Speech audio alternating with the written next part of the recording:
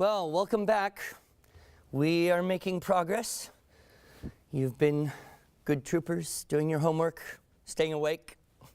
And we are now to really what I feel is kind of the apex of Webster's syllabus, and that is the formal essay and the essay models. If you recall, on page 7, where we see our track working through, we are now here. If you're on the 1-a-month schedule, it's about April. And this is where the skills we've been developing, I think, really start to come together. On this side, we've been learning how to collect up, organize, and present facts. And over here, we've been learning how to ask questions and think about things. And it's in the essay where those combine, because we're going to present facts and tell what we think about them. And that is what will differentiate an essay from a report, really.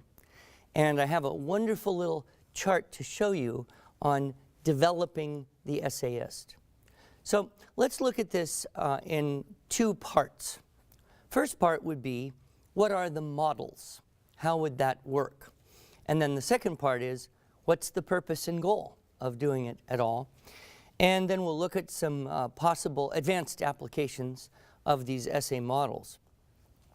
Now, if you turn to page 125, you will see the icon of the basic essay model. And this, in honor of the Canadians from whom we learned it, is called the Champlain model.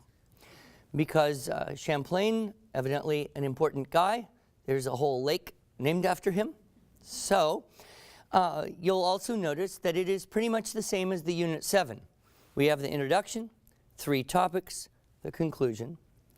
And one big difference, of course, is if we're writing about cotton balls, we just think up stuff that we know about cotton balls.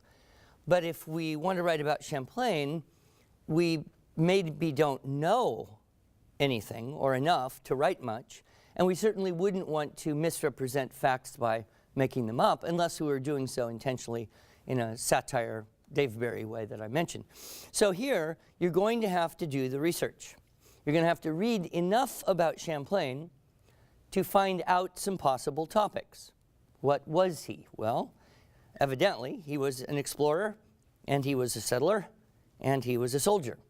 And so you can look at those 3 aspects of his life, and you can create a paragraph about each of those using either the Unit 4 or the Unit 6 methodology. Reading, looking for interesting, important, and relevant facts. If you have multiple sources, fusing those facts. And so really we see quite clearly that these body paragraphs of the essay are really the target of what Units 4 and 6 are all about. And that way we add on to what we've researched an introduction, a conclusion. Now we did this already in the Unit 7, and everything's pretty much the same.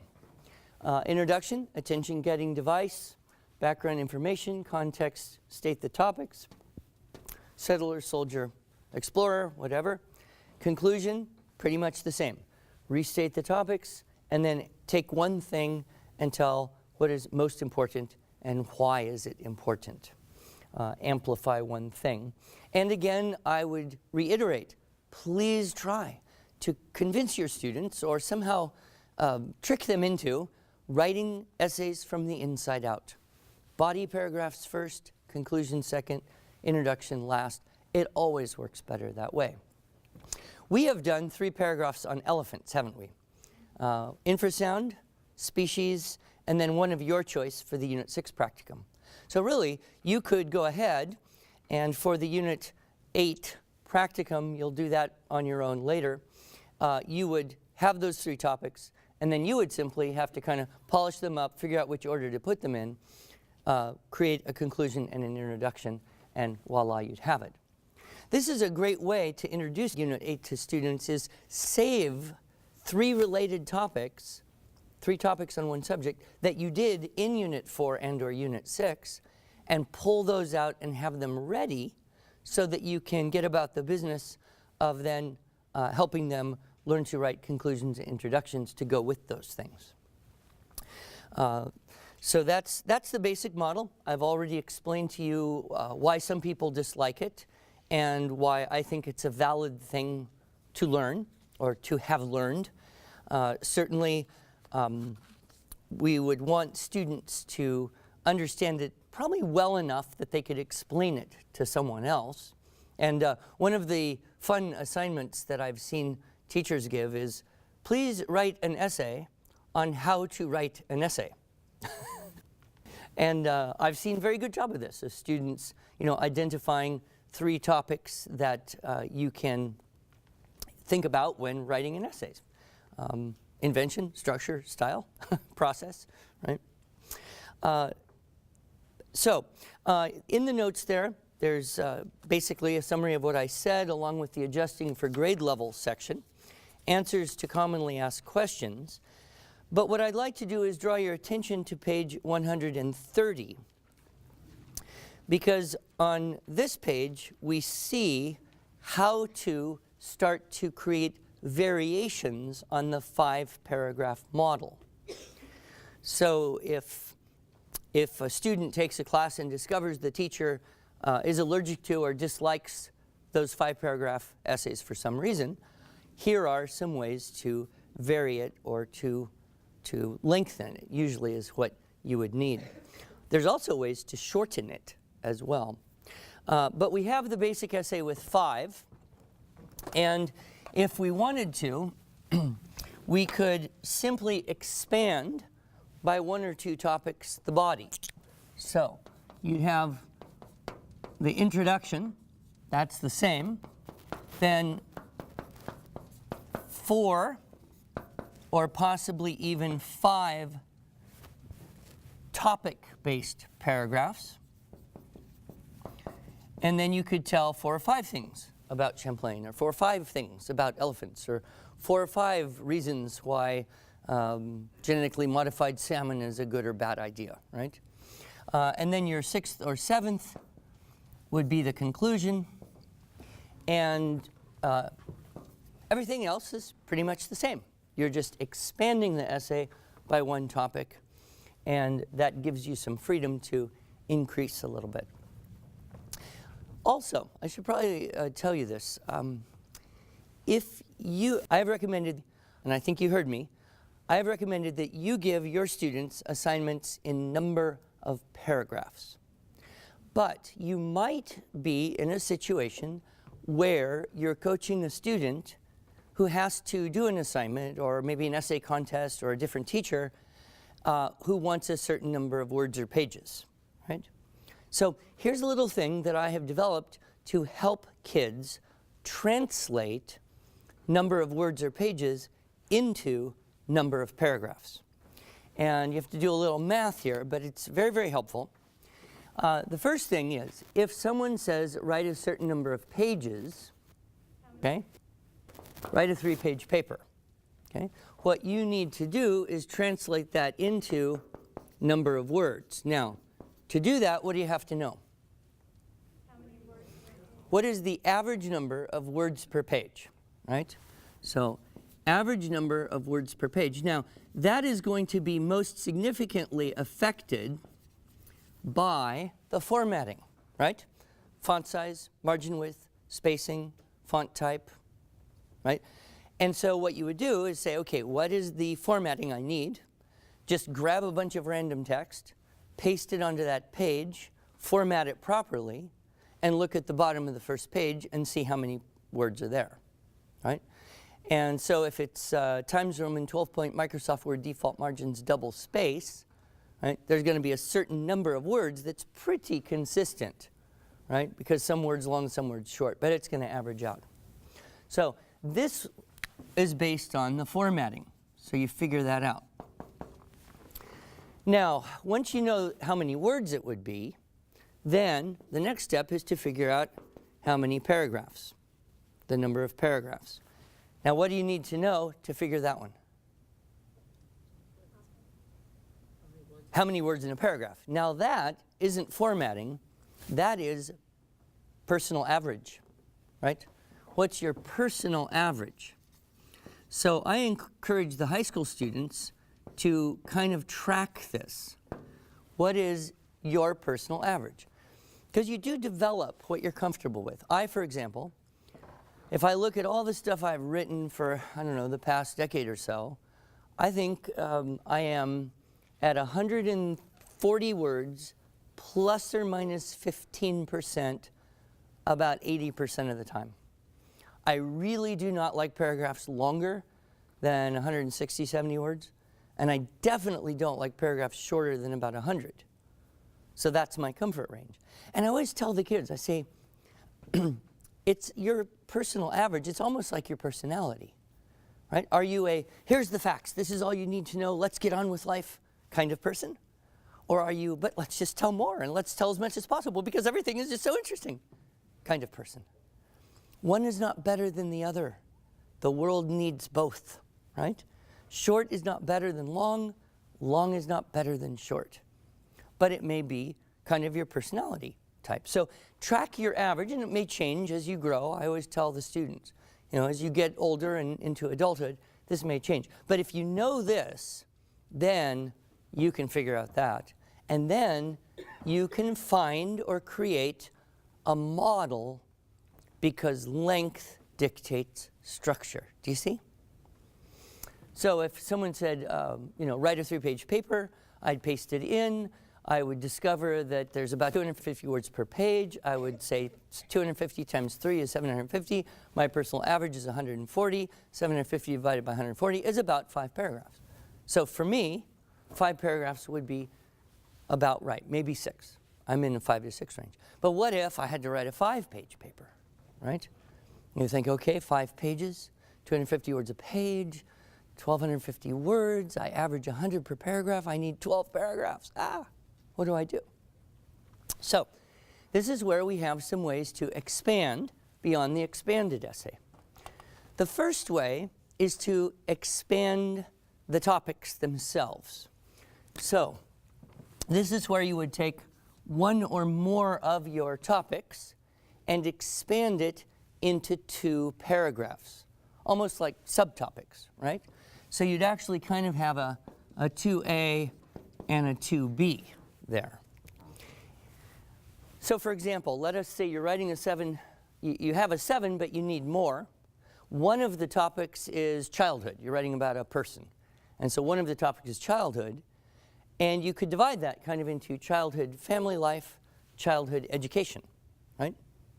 So that would be still one topic, childhood. It would be enumerated in the introduction as simply childhood, but there would be an expanded topic to go with it. Does that make sense? You might have another topic, and you want to write about his presidency, and he had 2 terms, so you could divide that, you know, into a 5A and a 5B. Oops, 5B, and you could, you know, talk about things that happened in his first term, things that happened in his second term, right? But it's still one topic, presidency. You see how that would work? So this is a case where you would enumerate the topics, but you would have some additional paragraphs to beef it up a little bit because you need more. Length dictates structure, right? So you need more, you structure it accordingly. So you can see that there as the expanded essay with expanded topics. The sample there in the text in the book on page 130 shows that maybe even you'd have 3 on one topic. You'd have 3 paragraphs, so you kind of have 3 subtopics under one heading, right? Now, once you get in the need for something really longer than that, let's say 1,500 words, you need 12, 14 paragraphs. How do you do that? It's going to get a little cumbersome. You certainly can't kind of have introduction, 12 topics, conclusion, subtopics starting to get a little too messy, you don't know where you are. So the next organizational step would be the super essay. And the super essay is essentially a great model because you have a super introduction, one entire 5 to 7 or more paragraph essay. So one of these right there, and then another one,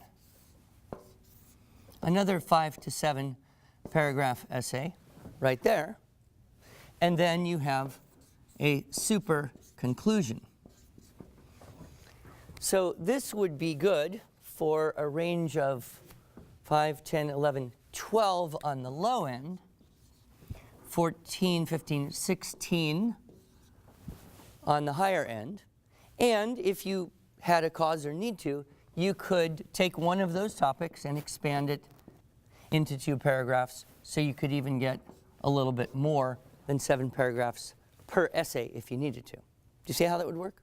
Now, to do this, you will need to have an additional division in your thinking about the subject. So, your subject is the thing it's all about, and you have 3 topics. Here, the subject is the thing it's all about, but you have to divide it into 2 areas, right? Now, lots of things divide nicely. People divide nicely. Upper half, lower half. No. Early life, later life, right? Public life, private life. Great things they did, not so great things they did. Wars. Wars are ideal because they naturally divide in half, right? Good guys who won, bad guys who lost. Conditions in the north, conditions in the south. Weaponry at the beginning of the war, weaponry at the end of the war. Brilliant generals, idiot generals, right? Wars divide very nicely. Issues, if you get to the point where you're writing about issues, they also divide very nicely because they are issues, right? So, human cloning, right? You could divide that and talk about, the scientific medical potential, and then perhaps the ethical moral dangers. And then in the conclusion, you would probably argue that one outweighs the other. Do you see? So issues are great because they naturally kind of fall into two camps. And so the super essay works quite well for that. So that would get you up to, say, 12, 16, maybe 20 paragraphs. But what if, heaven forbid, you should need something longer than that? The 10-page final term paper. Well, 10-page, 2,500 words, need about 24 some paragraphs. Drop the class. No, don't drop the class and don't despair. Go to the super duper essay. And the super duper essay, I bet you can guess, is where you actually would add in a third entire 5 to 7 paragraph essay. You'd have the super duper introduction, 3 full 5 to 7 or more paragraph essays, and then the super duper conclusion. And this would get you into the range of 5, 10, 15, 16, 17 on the low end, 21, 22, 24 or more on the high end, right? 23, right? 21, 22, 23 or more on the high end. And that would get you into that range you need to be in, remember? Because length will give you the structure. Once you have the structure, you know how many topics you need to find and how many details to collect up about each of those topics. Don't you wish you knew this when you were in school some time ago? Wouldn't it have made things a bit easier? Yes. And let us say, heaven forbid, that you should have to write something even bigger than that, a 20-page paper. Drop the class. No, don't despair. You could take 2 of these and put those together and have the behemothic essay, or 3 of those, right? the super behemothing essay. I don't know. I'm just kind of saying here that this is very powerful organizationally. And one reason I think it's very powerful is because, in a way, it mirrors the natural world.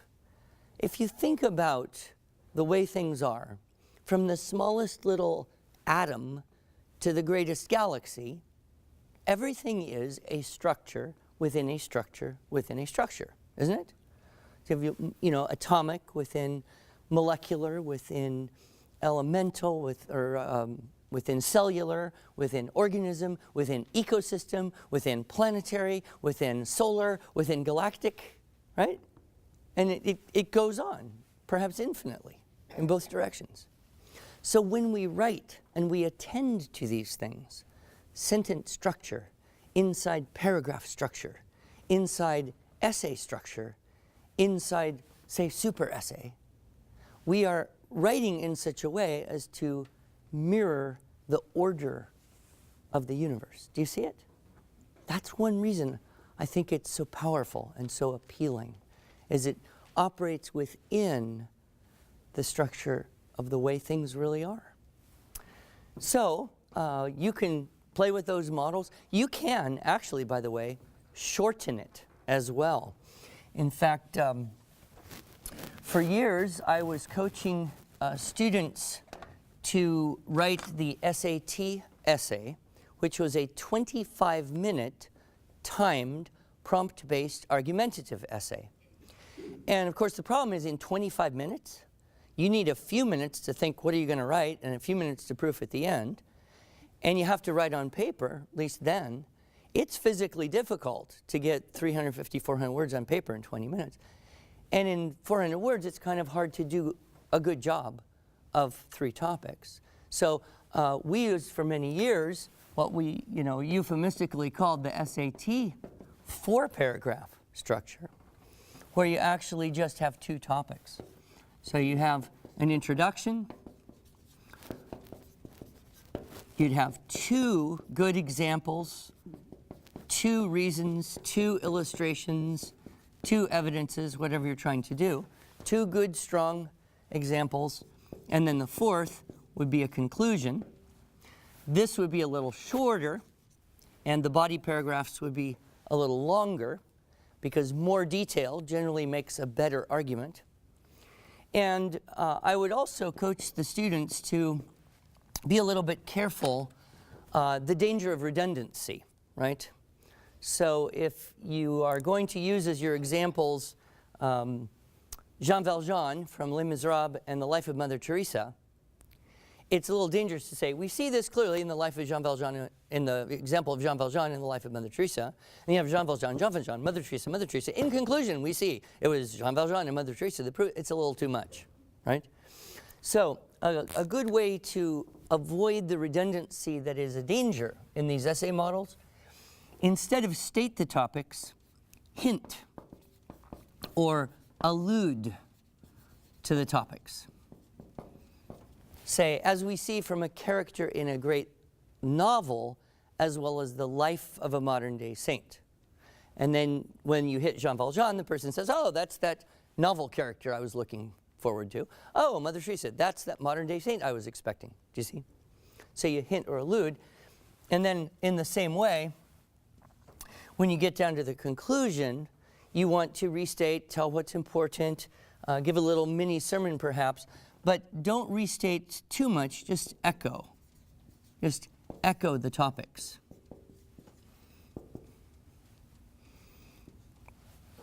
Very briefly, and that'll do the job. That'll give it the structure. And of course, if you need something shorter than that, well, you could go to just 2 paragraphs and have kind of an intro sentence, 2 topics, and an intro and a concluding sentence. And if you needed something shorter than that, you just go to 1 paragraph, right? So 1, 2, 4, 5, 6, 7, 8, 9, 10, 12, 24. When you have the flexibility, then if your kids have learned some of these, and I'm not saying you should necessarily feel bad if you don't teach all of them to everybody, but if your students learn a few of these and how they can flex this way, Then when they go off, say to a college or university class and somebody says, write a paper, they'll intuitively know how length will give them a structure and how they can plan topics and details accordingly. Isn't that nice? Yeah, it's just lovely. Now, I would like to share with you something that was very, very, I think, enlightening to me when I kind of came upon it or figured it out or realized it. And that is that there's kind of stages at which we can move to help children become essayists, to write good, meaningful, purpose-driven essays. And there's a little, I'm going to draw it up here, but there's a little notes on this on page 126 in the margin. Because one of the questions that I was having to be asked again and again for years, and I really couldn't answer it very well, was what is the difference between a report and an essay? In fact, I used to have fun with the teenagers. I'd get a class of teenagers and I'd ask them questions and kind of put them on the spot. It's fun to torture them that way. But I would kind of pull a Jay Leno. You remember when Jay Leno went out and did that jaywalking, and he would go out on the street and ask people random questions like, who is the Vice President of the United States? Right? And you get the craziest answers like, Bill Gates? You know. Of course, I don't know. Maybe someday he might be the Vice President. But he would kind of expose people's ignorance for your entertainment, and you would kind of wonder, is this real or contrived? And you fear the former and hope the latter. So I would do this to high school kids and say, what is an essay? And see what they say. And you would get interesting answers like, something you don't want to do. That was a common one. Or another common one was a really long report. Some people, with perfect honesty, would say, I have no idea. And then occasionally you would get a student who would say, well, it's kind of like this thing that you write that has this introduction and a body and a conclusion. And that's how they would define it, which was, better than nothing. But after doing this for years, I kind of thought, how would I answer that question? See, I know all the models. I can explain that. But what is the nature of the thing? What is an essay? So I looked it up. I started with the dictionary. And a definition I found said something like this. Essay is a short written composition generally expressing the ideas, belief, or opinion of the writer. Oh, so by definition, an essay must have an opinion. Now, as I said, we know that an opinion without some facts to support it, well, that's just irritating. That's obnoxious. So you have to have fact, but the purpose is to have an opinion, right? So I had a very easy time in school with writing as long as I was writing reports, because I was very able to collect up facts, change a few words, turn it in, and get a good grade. And then I did that 3rd, 4th, 5th, 6th, 7th, 8th grade. I went to high school. I don't remember, honestly, much about high school, writing, learning, anything at all. I just remember the Latin teacher because she was cute. And selling yearbook ads because that seemed meaningful. And typing because it became useful. But other than that, pretty fuzzy. Anyway, then I went to college. And I took my first real class. Comparative World Religions. Humanities 104 at San Francisco State University. And I wrote my first paper, and I turned it in, and I got a C. With very little explanation, just C. I was outraged. I'd never got a C on anything ever before. And I was confused, because I thought I had done a pretty good job. Because I got a whole pile of books, and copied a whole mess of facts, and changed a whole bunch of words. So I went to the professor's office. the professor's office. And I said, "Sir, I'm not quite sure why I got a C on this paper, because I thought I did a decent job and I tried. So could you tell me why it didn't get a better grade?" And he said, "Well, what you told me in this paper, I either knew already or could have found out very easily. What I wanted in this paper was what you think about these things." I walked out of his office into the San Francisco fog, thinking, I don't think about these things. Not only do I not think about them, I don't sure I have any intention to think about them. It was jolting. It was jarring, to say the least. But since then, I've really come to understand that where, for me, there was kind of a huge gap, a huge chasm,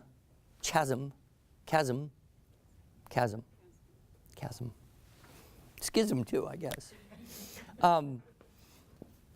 There is a pathway. There is a way to help students move from giving facts to having an opinion. And the trick of it is right here in the conclusion to the essay, most significant thing and why.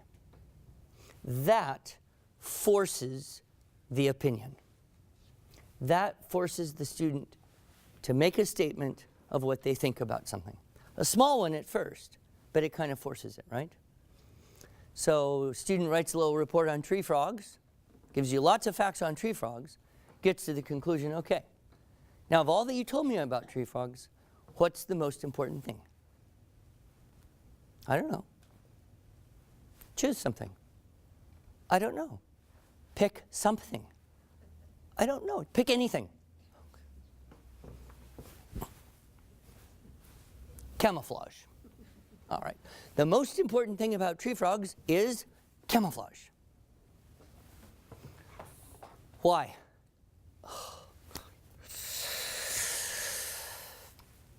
The most important thing about tree frogs is camouflage, because if tree frogs didn't have camouflage, birds would see them and find them and eat them, and the tree frog population would rapidly decrease. Therefore, camouflage is key to tree frog survival. Now, that was an opinion. Fact is, everything is key to tree frog survival. Diet, habitat, reproduction, right? But you're kind of just forcing this. Choose something and explain why you think that's the most significant thing. That's an opinion. So, what we start with is, as soon as you force that into the conclusion, you're now getting a little tiny bit of essay. You've crossed the line from report to essay. And in the beginning, it may be, 95% report, facts, 5% essay or opinion, right? But it is now in the zone, and we gradually move the student towards essays that are specific to and purposed at an opinion. So let me show you how I kind of discovered this. It was really very pleasant. I noticed that it kind of parallels what we naturally do. Young children, we often let them write about animals. Children love animals. Information about animals is readily available. It comes in all different flavors and reading levels, and there's pictures, and most of it is really not very disputable. It's very easy to collect up facts about animals. A little bit hard to have an opinion, but you force it in, right? The most significant thing. States. We often have students in the upper elementary write about states. Countries are a little bit more interesting than states, because states are kind of parallel. They all have very similar things. Countries are a little messier, a little more diverse. But you can kind of see that's what we would tend to do, say, in the upper elementary, teaching children to organize facts and present them. And if we can have them write a conclusion, what's the most significant thing about California, right? Or what's the most interesting thing about Japan, right? So we kind of force them to say that. Now, in this phase, really, you want the topics to be related, right? You want them to be related in some way. So if you're talking about elephants, you'd like to see if you could pick 3 topics that are related in some way, and that would make more sense. If you're talking about states, don't talk about the beautiful beaches and the traffic and pollution and the crazy governors, right? Try and talk about the beautiful beaches, the lovely mountains, and the stunning deserts, right?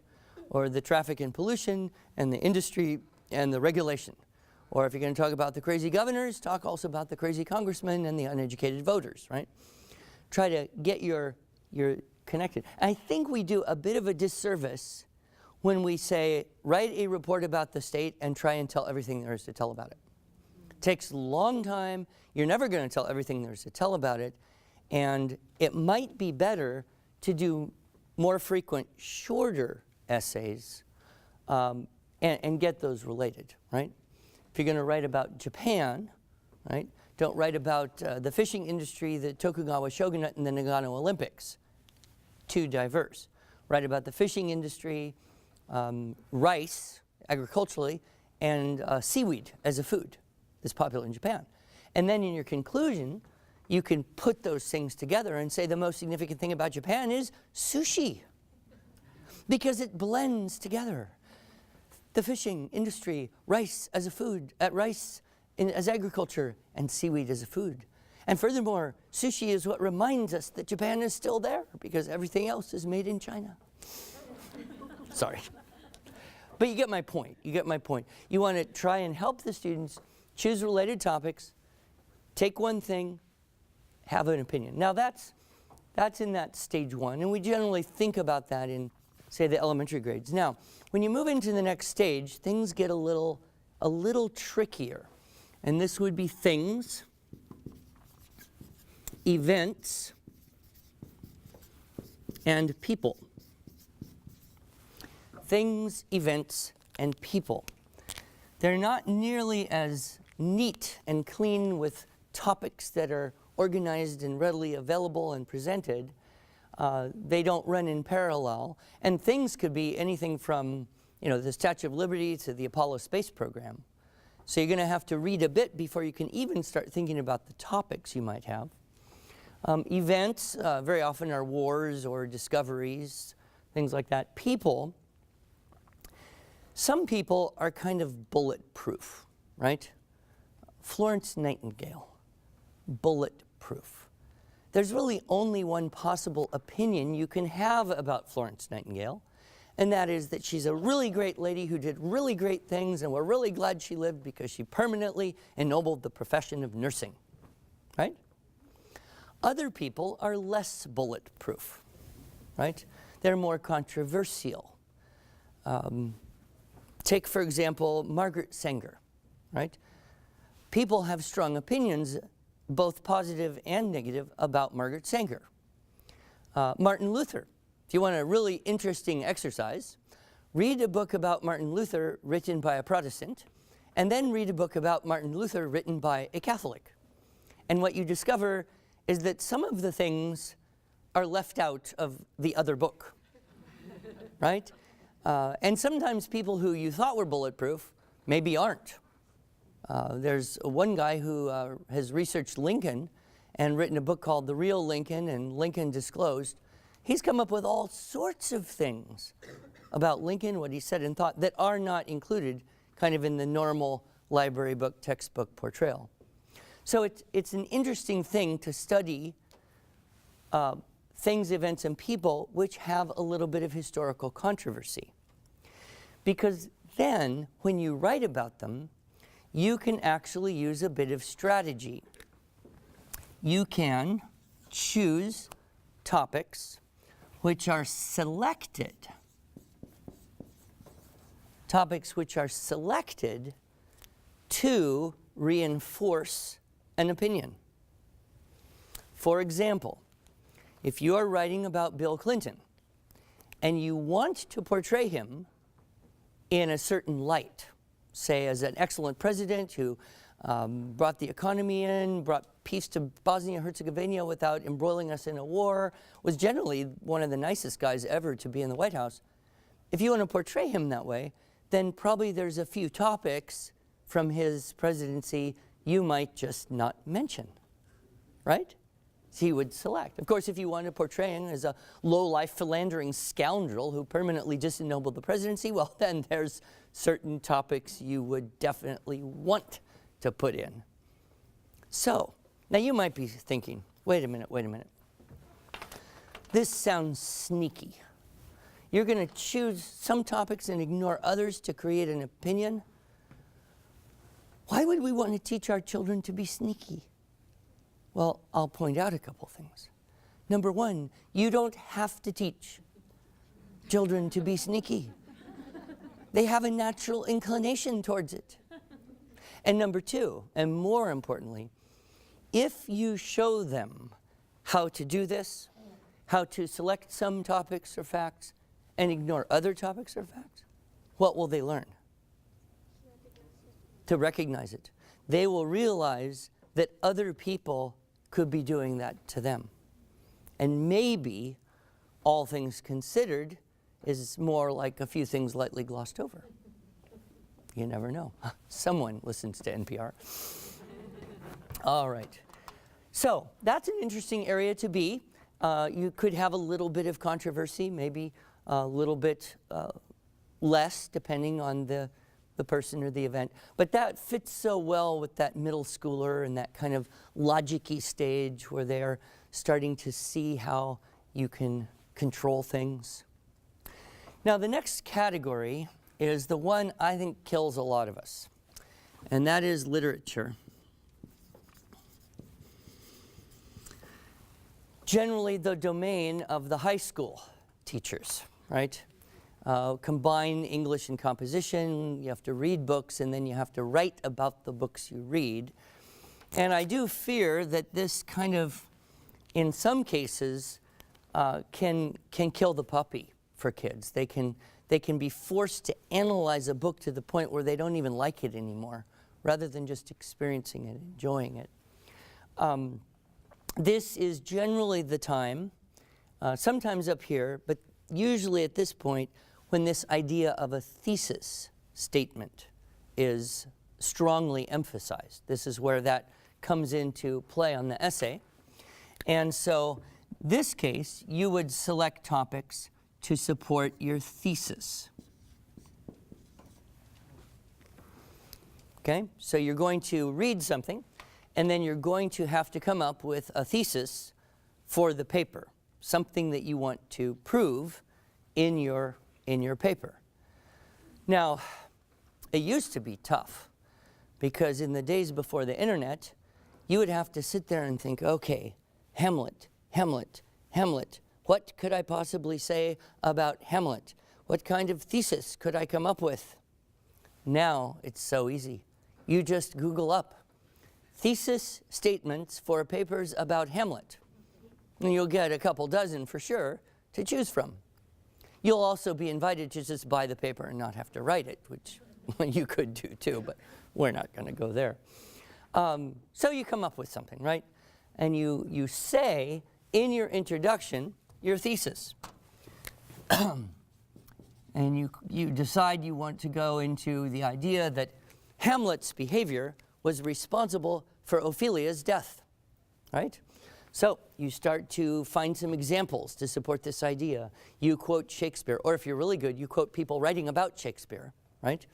And you support with evidence the thesis that Hamlet's behavior was responsible for Ophelia's death. And in conclusion, you say, clearly, all of this evidence proves, yes, indeed, Hamlet was responsible. Or maybe you argue the opposite way. A good thesis could be done either way. Hamlet was not responsible for Ophelia's death. She was going off the deep end all by herself. His behavior was completely independent. And then you go quote Shakespeare ad nauseum, or quote people writing about Shakespeare, and you come to the conclusion that, yes, you have now proven this thesis.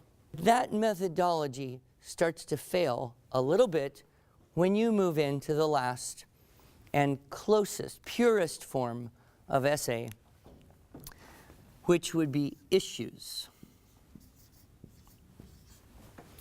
Issues are issues because people disagree, right?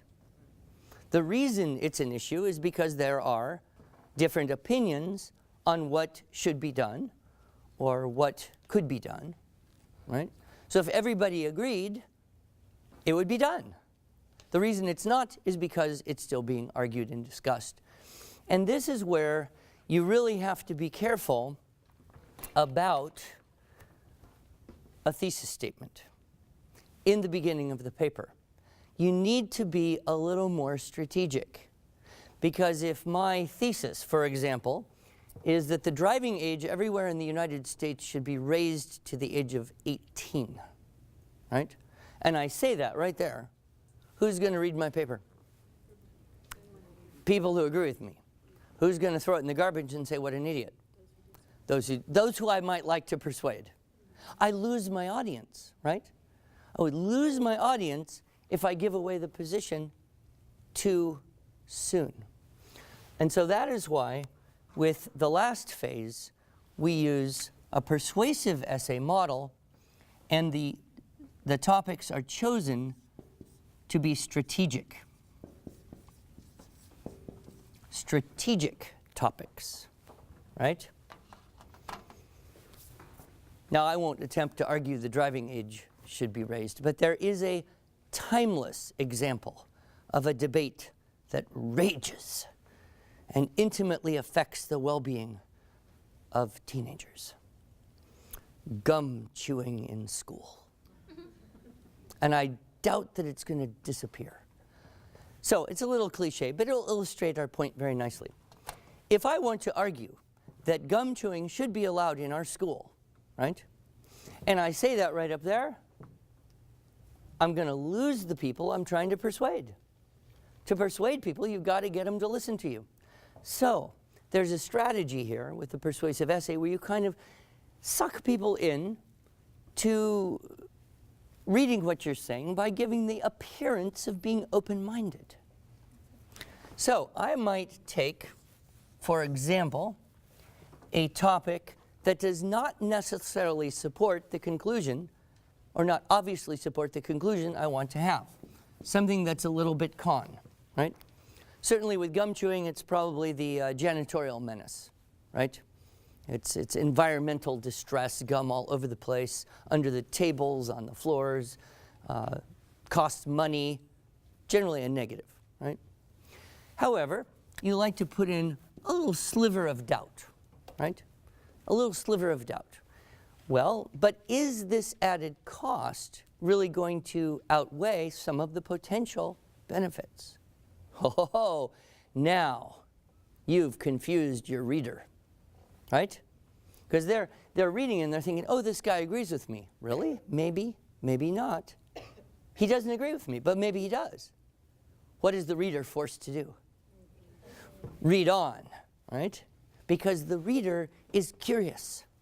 Does this author hold my opinion, right? Is he smart like me or stupid like everybody else?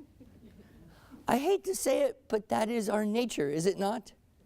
We by nature are looking for agreement with our ideas. So persuasive people will create some common ground there, right? Okay, now the next one, you might choose a topic that's kind of half and half, right? Maybe a little bit of con and maybe a little bit of pro.